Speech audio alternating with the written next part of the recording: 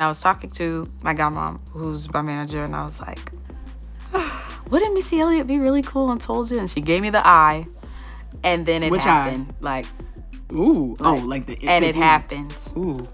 It happened, and Missy was texting me, and she said how she loved the song. I was like, this was like when I was getting everything mastered to send off. Yes. She's like, I don't think I'll make the mastering date. I said, I'll push it. She said, okay, I'll get it to you Sunday morning. It was like a day and a half later. She got it to me Sunday morning at 7 a.m. on Super Bowl Sunday. What? I broke down. I heard her, like, just a few parts of her verse, and I broke down crying on the hotel floor.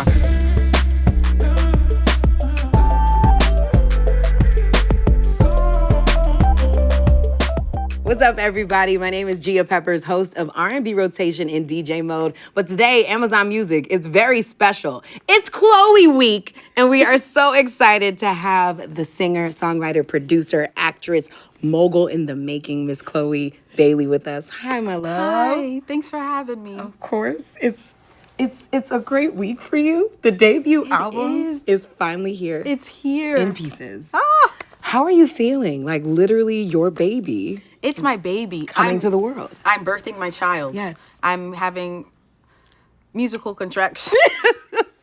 We breathing, though. Yeah, we breathing. It's like the joy of knowing. Shout out to all the mothers. I'm not a mom yet, but of this music I am. Yes. It feels like scary, exciting, relief. It's a big bowl, melting pot of excitement and emotions, but it's here, and I can't stop it. It's gonna be great. From the tracks that I've heard, I haven't heard a lot. I just heard the ones that you put out so far, and they're all so different, but all so beautiful and also technically well done. Like you can tell that you have studied music. You are a student of music, and that's my favorite thing about watching you. And like I remember watching your covers in the pandemic. And I remember watching you come into your own. I remember watching you understand or get to know Chloe in a different way. So is that when this solo journey started for you? Like talk me through when you knew, okay, this is time for me to kind of step out and see who I am as an individual. Yes, so Sis and I, shout out Tally, I love you, I miss you. We were forced to be apart almost in a way. And because of the pandemic, we couldn't visit each other. She was in London, I was in LA, and it was really hard for us. Very, very difficult. We both had a lot of separation anxiety because we have always been attached at the hip. Even though we're not twins, we feel like it. So we didn't know who we were as individuals outside of each other. So it forced us to really be in like an uncomfortable, growing pain with ourselves. So at the beginning of that, for me, I was just shooting Grownish at the time and going home, and like I felt like my other half was missing. I didn't know what I was doing with myself. I was creating beats or whatever, but I was like, I can't just have it sit. So that's when I was like, you know what? I'm going to put this music into a project. And I wanted to be as honest and raw and vulnerable as possible. And from day one, I said, okay, this album's gonna be all about heartbreak, like whether it's with a romantic partner, a family member, a friend, like even the heartbreak that we inflict on ourselves. So that's what I originally wanted it to be. And the basis of what I wanted stayed the same, but it grew wings and flew. Yeah, because it was a 3-year process from what I understand. You were writing. What was the first song that's actually on the project that you remember writing that you were like, okay, this is the heart of In Pieces? Heart on My Sleeve. Tell me. Yeah, Okay, where so were you? What were you doing? That was the first, I created that demo when I saw the image of the porcelain doll holding her heart outside of her chest. And this guy I met in London, who I only met up with like twice to create with, we always stayed in touch for years. So he's a beautiful piano player. He sent me this piano sample that he created, and I put that into my computer and I built the beat from it. And there was another song that I created called What About Me?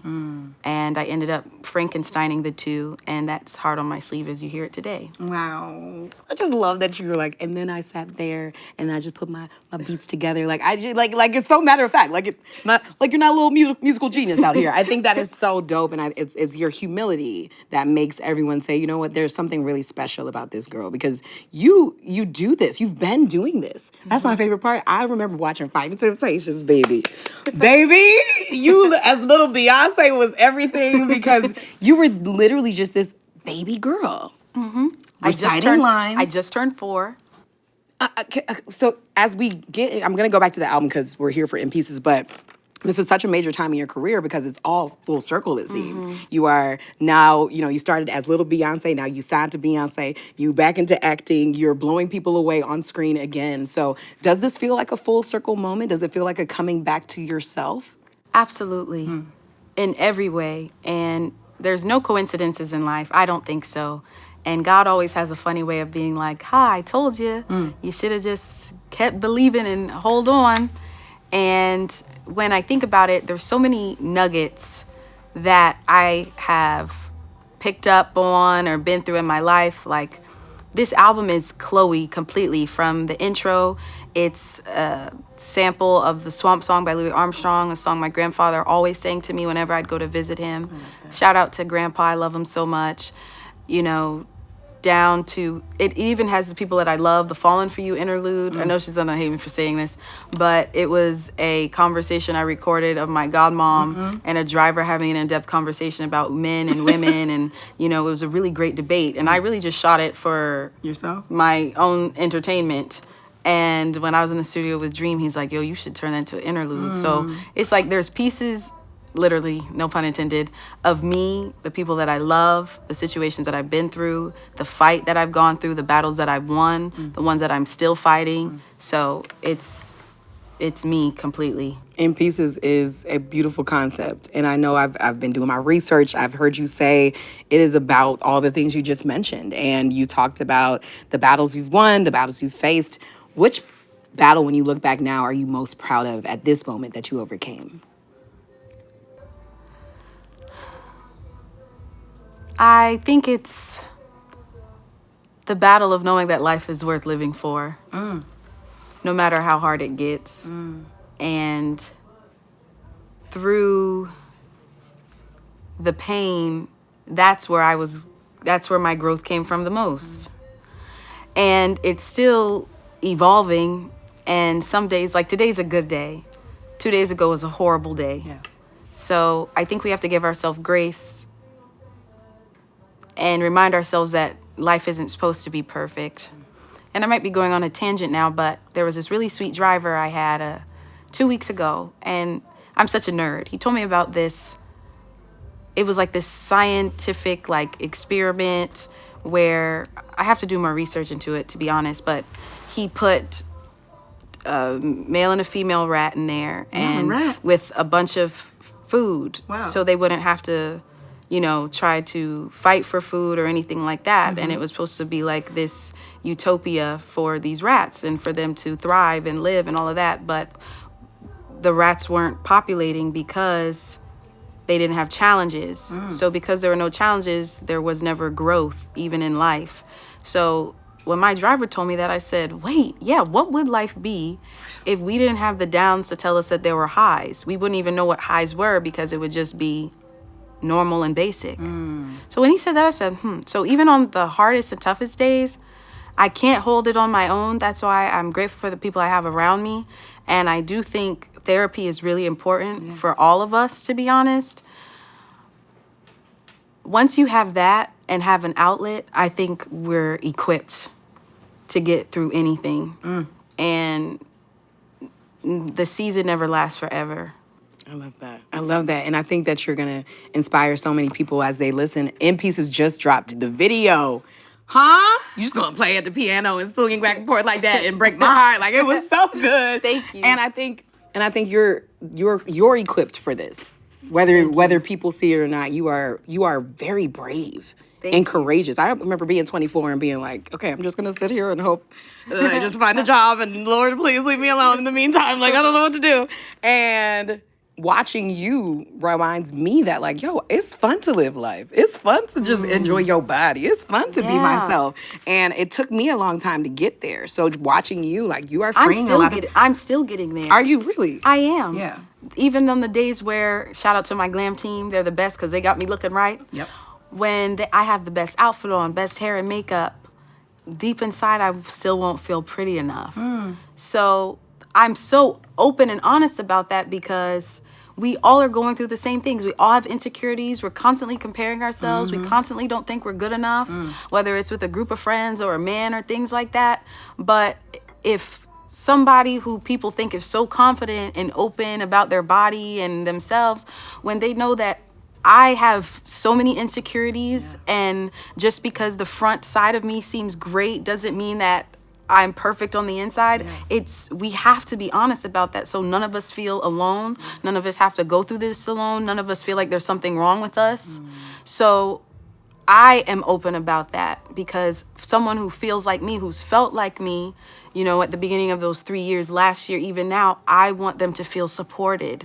I don't want them to feel alone. And I'm blessed enough to have people around me who are holding me up, literally. But sometimes people don't have that. So even if this album or the music even brings a little bit of that, just for someone to, just to remind them to keep going just for a little more, a little longer, then I've done my job. And I feel like that's my purpose. And that's what I'm here for. Maybe me going through all of this painful stuff is so I can speak about it and maybe help somebody who's feeling exactly the way I am. Oh, come on, Chloe, you in here preaching and giving me chills now. and I want to get to the fun part because we talking about the real and the conceptual, and I think it's beautiful and I think it's intentional. Yeah. But let's get to the genius of creating this album because I know you were in the studio with Dream, with Metro Boomin, with Theron. I was right there. I always say his name wrong, but he says I could just call him like Theron. Now, talk to me about like those studio sessions. Was there one that you will always keep with you? I know some people be like, oh, I remember that one time it was magic. It was a day. Da, da, da, da. Like, talk me through one of those magical days in the studio where you were like, okay, this is a day I will never forget. I've had a few of those, but the one that I remember, probably because you said his name, for Told Ya, I was so sad, and I was not encouraged at all. I felt so low about myself and who I am as an artist. And I went in the studio, and we even created Have Mercy for me feeling sad. So it's funny how we turn pain into bops. Pain into bops. Hello? That's a shirt. Yeah. And I was like, listen, I'm starting to believe that I can't do this. I'm starting to believe it. Like, maybe people have been saying this for a reason because I can't. And he's like, you better snap out of it. And he was like, do you know who you are? He was like, da-da-da. And he's like, so you better tell these who you are. So then that's how we wrote I Told Ya. Then you not only said all of this in the song, you talked your shit, you did all that. You got Missy Elliott. Woo. To be a part of it. Now, let me tell you something. What? And I was at the Black Music Collective when you did that little honoring. Let me tell you something. I did not know I would get that verse in that moment. Okay. Let me tell you, so it was just a faraway dream in that moment. I was just happy to be there. Yes. I was just happy to have Missy look at me on the stage. I was just happy to sing her music to her. I was just happy to hold her in my arms and hug her and just tell her how much I love her and how much she inspires me, right? So, it was like 2 days after that, and I was talking to my godmom, who's my manager, and I was like, wouldn't Missy Elliott be really cool and Told You? And she gave me the eye, and then it happened. Like, ooh. And it happened. Ooh. It happened, and Missy was texting me, and she said how she loved the song, and I was like, this was like when I was getting everything mastered to send off. Yes. And she's like, I don't think I'll make the mastering date. I said, I'll push it. She said, okay, I'll get it to you Sunday morning. It was like a day and a half later. She got it to me Sunday morning at 7 a.m. on Super Bowl Sunday. What?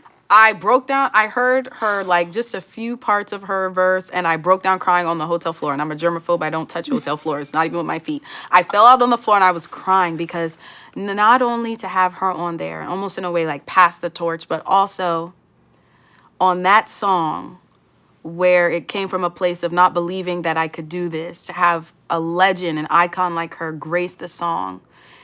It almost like added extra meaning to the I thought I told you. And I told you. Yeah.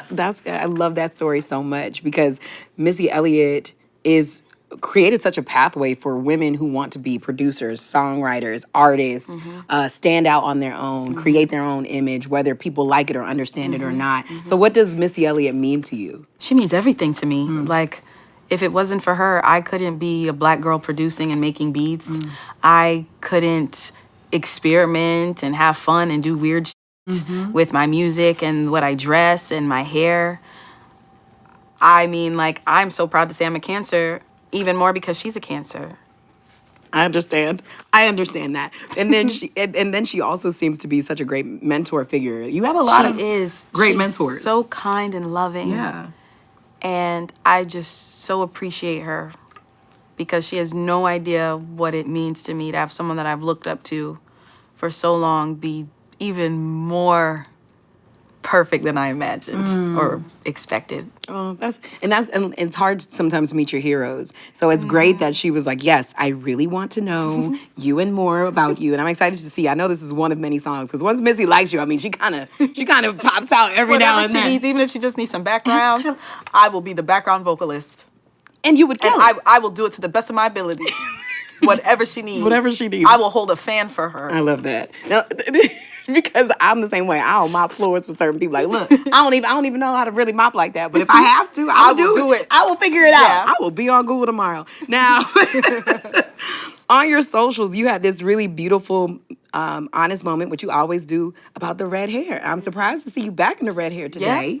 Yep, she back. She's back. But you said that it was a painful moment in your life, and now you're back in it. So talk to me about, like, you came back. You're like, nah, this is, I'm gonna own it. What's back is the color of the hair, but what's not back is the place I was in when I had it in, where, you know, the moment that it reminded me of. And why I wanted it for the album cover is to take my power back. That's and right. to be like, yes, it had me down at this time, but right now and from this point forward, it never will. So the color's back, but not the girl who was wearing it then. What's the difference between this girl and that girl? The girl now, she's still going through it. She still has her struggles, but she's stronger. She bounces back quicker. And she has healthy outlets. Like therapy, Yeah. music, godmommy, Exactly. friends. Exactly. I understand you. Yes. I understand. And you're a creative's creative, which is my favorite part. So is there a song that's so technically difficult, that was very technically difficult to make? Oh, yeah. That I like you this really question. want people to know about? Like, make sure y'all listen to track 7 because I take 14 different beats I here. did and, like tell me 15 about versions of Pray It Away. Oh, I love Pray It Away. Like leveling out the church choir. Okay. All of those things. That took a minute. Even Cheat Back, as simple as it is, because like the drums that I did at the end and everything, I didn't want it to feel like, oh, let me just put drums here, because I didn't want it to take away from the integrity of the lyrics and the sonics. And that was really like that, to nitpick at how anything's EQ'd or anything like that, that was really like meticulous. Yeah. As well as, what was my favorite transition to create? Come on, transition. I loved creating the worried transition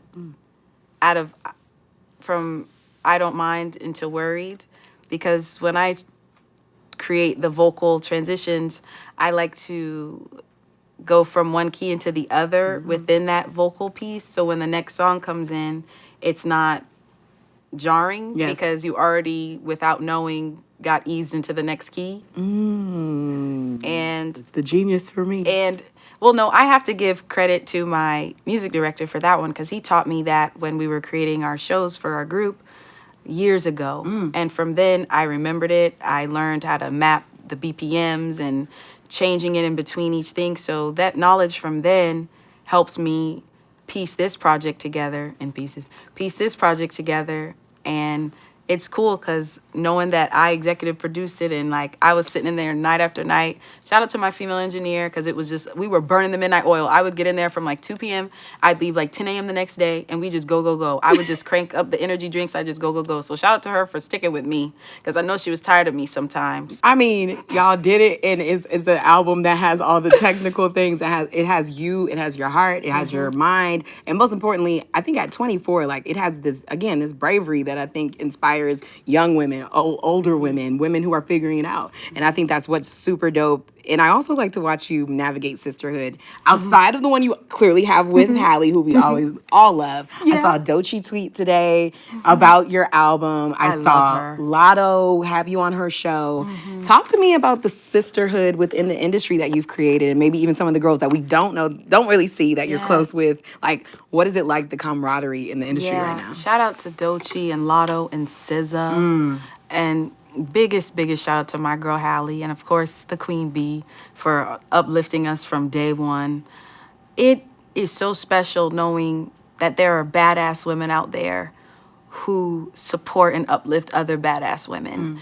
And I think that makes someone 1,000 times more attractive when, yes, they're beautiful on the outside, but also on the inside. And it's rare to find genuine connections, people who genuinely want you to win. Because there'll be people smiling in your face and the next plotting on your downfall. That's so true. So I am grateful for all of our female peers who just uplift me not only with words, but also their energy. And even Rosalia, like she inspires me because she's a female producer doing it. She's so creative, as well as Ariana Grande. People don't give her flowers enough. She cuts her own vocals. See, things we don't That's really what get I'm to talk saying. about. Yeah. And it's just really cool to be amongst some badass women who know their shit. That's good. Do y'all ever talk about like the hardships in the industry? Navigating this as a woman is difficult. Absolutely. So what are some of those moments where you all have been like, girl, what is that? Yeah, and sometimes it's even an unspoken thing. Like we don't have to speak on it because we already know. Like people think it's easy. People think it's glitz and glam and smile and hee in front of the camera all the time. This is some hard work. Yeah. There are days I'm broken down on the floor where I don't think I can do it, but my love for the music and the art outweighs it because what people don't really think about is the business side of it, how that can really suffocate an artist and their creativity. Then you have creative blocks. Then you have moments of doubt, like, can I create another great song again? Will I get this to be able to do that? It's a whole thing. So you really have to love this. Right. To do it. You literally. And speaking of, you said, you mentioned Queen Bee. Now I got to ask you about, did she hear the album? And what was one of her favorite records? Like, what was the one that she like, now this is a bop? Well, I never, ever want to speak for her. Okay. But what I can say is that I'm so grateful for her. And I was so nervous to send her the body of work. Yeah. But to hear the excited and happy response that I got from her, and even the minor notes she sent. Oh, wow. She sends notes. Wow, I love it.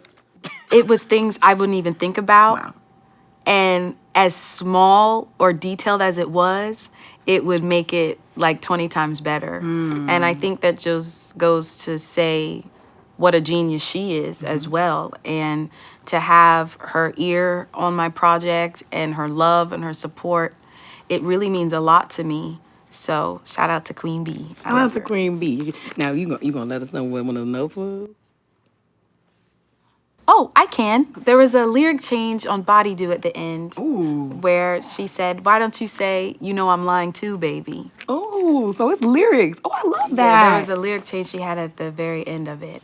Because it was something else. And then she was like, just change those two little words. That's fire. And I was like, oh yeah, because... You know I'm lying too, baby. See, this is good. This is the type of stuff I like. Because I'm a nerd too. I'm a music nerd. And like hearing people who actually are technically advanced and like have studied it and are like, ooh, I know this is what it means. That's what matters. That's what makes a project sing. And I think this project, from what I've heard, it's already singing. But I wanted to know those type of things. Last question I have to ask you is, why should everyone go listen, download, and stream In Pieces by Chloe. Why everyone should listen to In Pieces is because I'm asking you really nicely, please go listen to In Pieces. But if you choose not to, I still love you and I appreciate you for even listening to me talk right now. I love that. Chloe Bailey, a star in the making, a star already in your own right. I just want to tell you, like, you inspire me. You inspire so many of us. Keep going. Thank you. This is a crazy world, but there's a lot of black girls out here rooting for you who ready to fight. You too. Period. Okay, who ready to fight. Leave us alone, please. But congratulations on In Pieces and all the things happening for you. Everybody, make sure you stream In Pieces, available everywhere. But you got to stream it on Amazon Music, okay? To get the real deal with Miss Chloe. Everyone, we will be back with more. But thank you so much for tuning in. I've been Gia Peppers with Chloe Bailey. We'll see you next time. For more exclusive artist interviews, check out DJ Mode on Amazon Music, including my station, R&B Rotation Radio, where we bring you the stories behind your favorite R&B music.